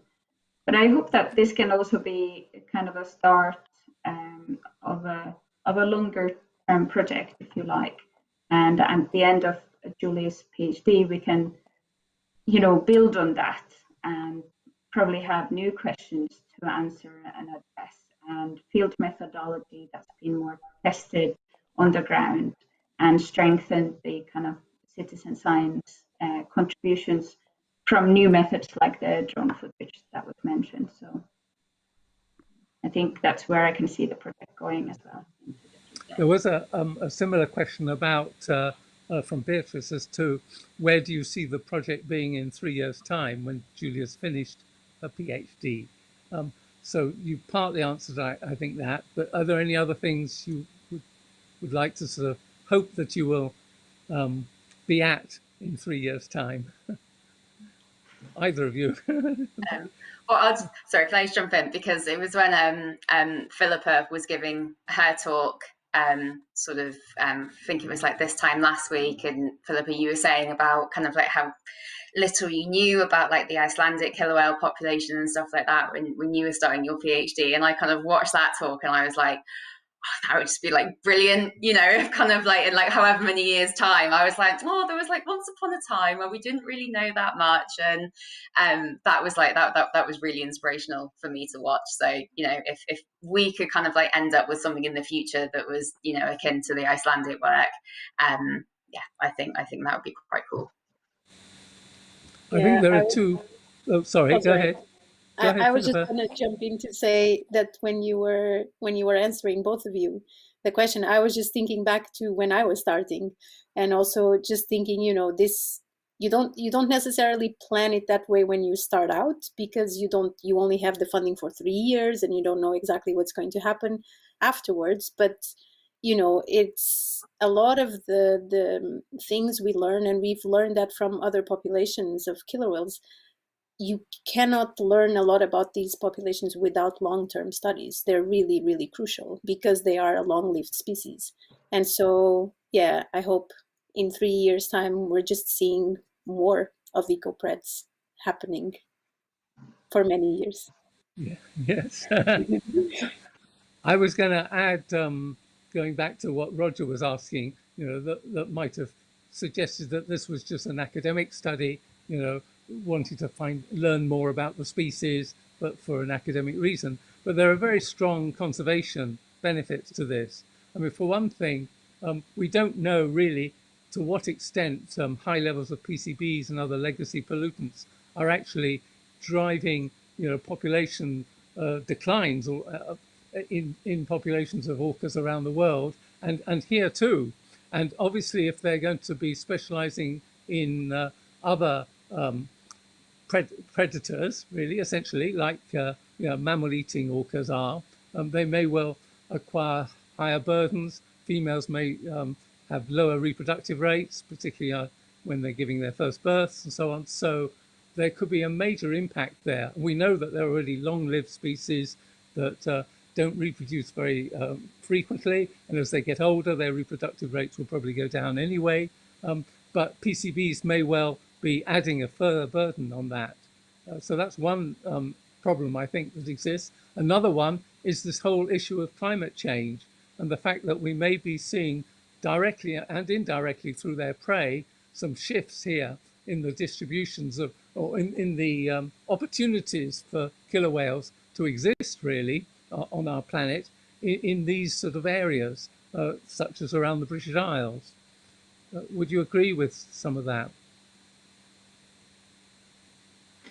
Yeah, and I think establishing this baselines of what is the prey composition of seals, grey and harbour is one question, then there's the porpoise, and then there's what do the whales do when they are offshore, and how these predator-prey interactions might be affected by multiple different stresses, from prey availability at lower levels to underwater noise pollution. So again, I think long-term monitoring will be crucial in detecting those changes and coming up, identifying threats, and then coming up with solutions for management.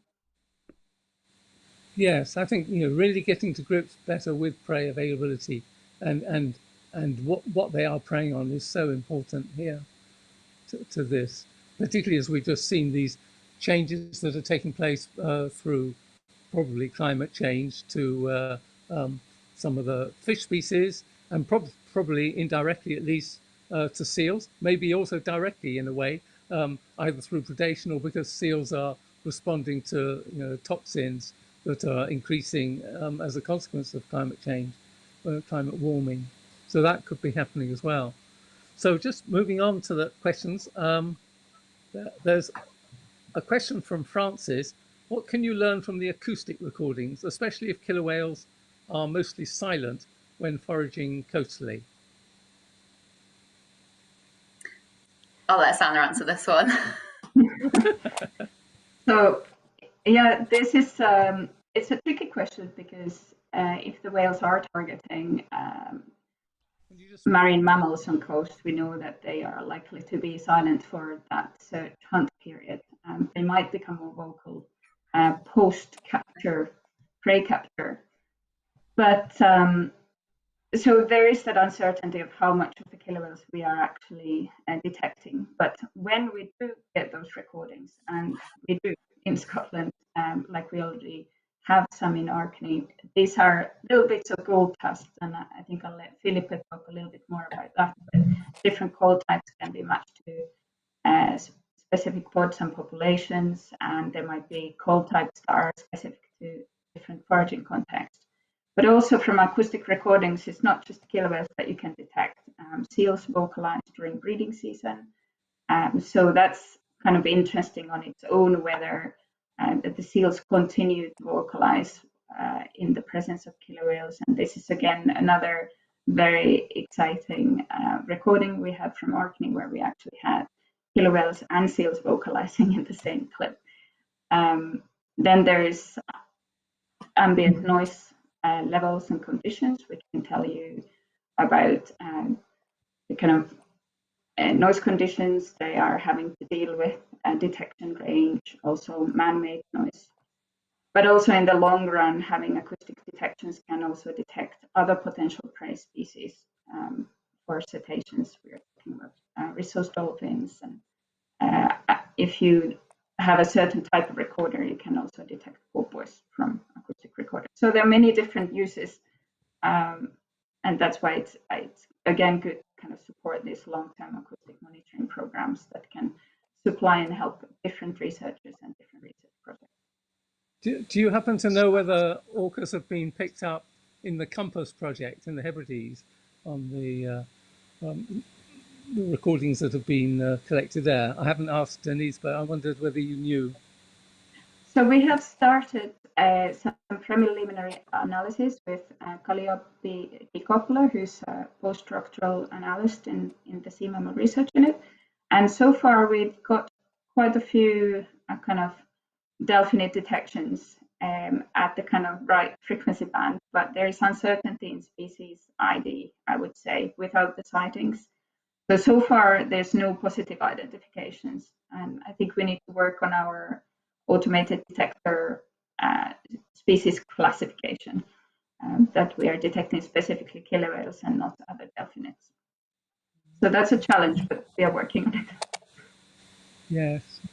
I remember many years ago in the Outer Hebrides, we were recording Risso's dolphins, and we're getting there was quite a big pod of Rissos, and we were getting acoustic recordings of those, and then they all went silent, and we never heard it. But this group of orcas came up, part of the same pod has been around for so long, and came up, but they came up really silently, so we never managed to get a recording of them at the time, which was frustrating. And they didn't actually take any Rissos, because the Rissos went silent and then just moved very close inshore to avoid being predated. Mm. But, Yeah, do you want to add anything? Yeah, Filipa? Yeah, I was just going to add, if I can, that, yeah, like Sanna was saying, the long-term acoustic recordings are really interesting to look also at trends. So you can look at, for example, changes in the detections of killer whales over time, and whether in different areas, especially if you have like Julia was showing in her presentation, different areas around the coast that you're monitoring. That could be really interesting also to see if killer whales are occurring more in certain areas than others, or if there are changes over time. But like Sanna said, also we can classify the call types that we record, and compare them to other regions. So we have done a little bit of that work, comparing call types recorded in Shetland to call types recorded in Iceland and in Norway. And interestingly, we saw call type matches from groups that were recorded feeding on herring in Shetland, but not groups that were feeding on seals, for example. So they were producing different call types that were not matched to Iceland, but we saw some call types that were matched between Iceland and Shetland. So it tells you also a little bit about the connectivity between the two places. And yeah, it's all part of the story, I guess, the larger story. Yeah, it's really interesting. Interesting to know as well whether individuals change their calls, and if they change their calls according to what they're hunting on, or whether they just change their calls because the whole pod is changing their calls. Yes, yeah. I think maybe I mentioned that. I can't recall in the presentation last week, but one challenge we have here in Iceland is just that often we find these large aggregations of whales, so we can't tell very well which group we are recording necessarily. So we don't have a large collection of group-specific recordings where we know exactly which group we were recording at that time. And that would really allow us to kind of monitor better what is the group repertoire, and how it might change when they're doing different things. For example, if they're seen here and then if they're seen over there in Scotland, have they changed their vocal behavior?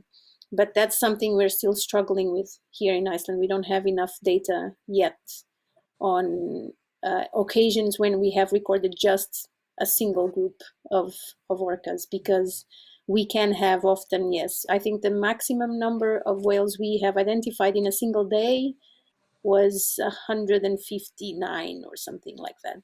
So we can have a lot of them. Yeah. Keep you busy. Yeah. Goodness, yes. Okay. The next question is from Celia. What's the oldest record of the orca taking seals in this area? Is this a relatively new behaviour? I could add something, but see what you would like to say first. I was going to pass to you, Peter, to be honest. Yeah, Peter, you go for it. Age before beauty, yes. Well, I mean, a long time ago, I'm back in when, I guess, probably the late 60s, early 70s, I was getting letters from people that were seeing seals being taken. I can't really remember now.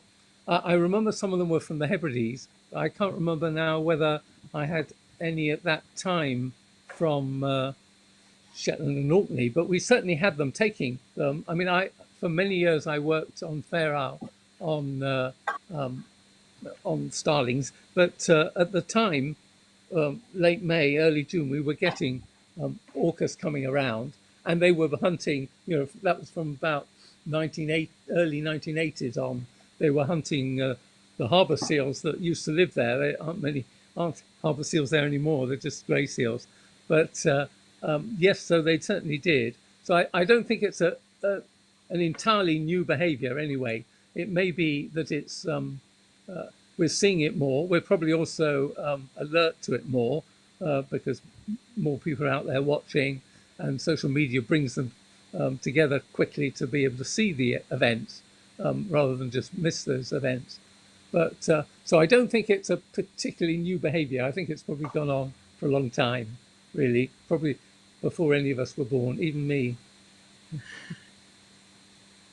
Anyone want to add to that? And I know the observer bias there is important one. So having this sighting network mean that people can arrive at the site of the sighting and then have that extra effort. It's definitely contributing to more of these observations seen now and being shared. I certainly think recently, particularly with the rise in social media, that does really increase the number of observations that have been made. But as I mentioned earlier in the week, when we were in Shetland working full time on porpoises there, for months, and we were obviously recording everything else and trying to get people to record them, we weren't getting anything like the same number of records of orcas as we are now there. And we were getting rather few outside that time. That was pretty intensive field work there. A team up there, several months, a team of sort of 8 or so people, and moving all around Shetland. So, and on the ferries and getting ferry skippers looking out and filling in forms and so on. So I do think that even though there is this bias, and I'm sure we're more people are actually getting to see them now, we are getting probably more use of the area now than we did before. Yeah. I'll move to the next question. That's from on Gmail, which is from Terry. With grey and common seal mothers having two different ways of looking after their young ones, when I think of the grey seals breeding in Cornwall, what's the question then? Would you say their behaviour is different from the one observed in Scotland?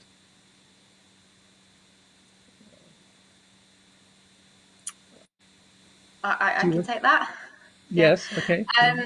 Yeah, and I suppose this is probably in relation to what I was saying earlier about their kind of like different breeding strategies. In the UK, like you have your grey seals and your harbour seals, and we kind of talk about harbour seals as being more sort of like income breeders. As I said before, with like mum will still go away to forage whilst kind of like providing for the pup, but it's not necessarily as stark as like other seal species with like sea lions and stuff like that. So they still kind of have, like, harbour seals will still have like relatively short weaning periods. Weaning being when they don't need to like rely on their mum anymore. And greys will kind of have the shortest. They will kind of, mum will haul out, feed the pup will accumulate a lot of fat, and then mum will leave and pup's kind of like left on its own.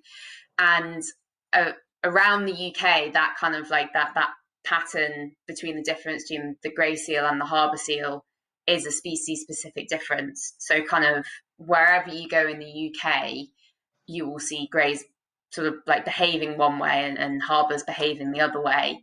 In terms of timings, I think Sanna might correct me on this. I think there's like a slight difference. We're talking in terms of like weeks, say, when kind of like seals will start pupping in different areas.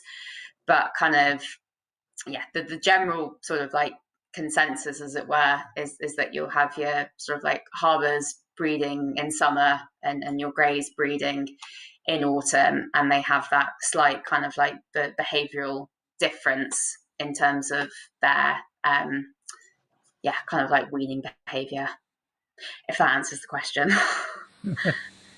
Yes, I mean, there is not only the difference between grey seals and harbour seals in the timing of breeding, but also there is a difference regionally when they're breeding, a more subtle difference, but it still exists as you go around the coast, around the British Isles. Yeah. Yes. Okay. There's a final question from Celia. Are there any online papers on the matches of Icelandic and Shetland Orca pulse calls? Yes, Filipa. I can take that. Yes, so we published the paper, but you need to have a subscription to the journal. It's not open access, but you can just contact us and we can send you a copy. It's no problem. Yeah, just on Facebook or by email or whatever through our website. You just can send us an email or send us a message and I can send you a copy. So if you're happy, we can post all three of you, your emails. So if people want something like one of your papers or ask a further question or something, they can do so. So we'll post that on the website then. That sounds good. Well, I've sort of occupied you for a rather long time. Should sort of release you now. And it's been a great privilege to have all three of you on and to hear your experiences and your thoughts about orca biology and what's going on. So thank you very much to all three of you for that. Hopefully you'll join us again for the last night tomorrow to hear what's seen on the last day and a roundup of what's happened. So thank you very much. And thank you everyone for listening and watching over this period. And I hope we'll see you tomorrow and you'll hear about all the other things that have been seen since then, since now. So many thanks and have a good night. Thank you to you, Peter, and everyone watching. Bye. Thank you. Bye.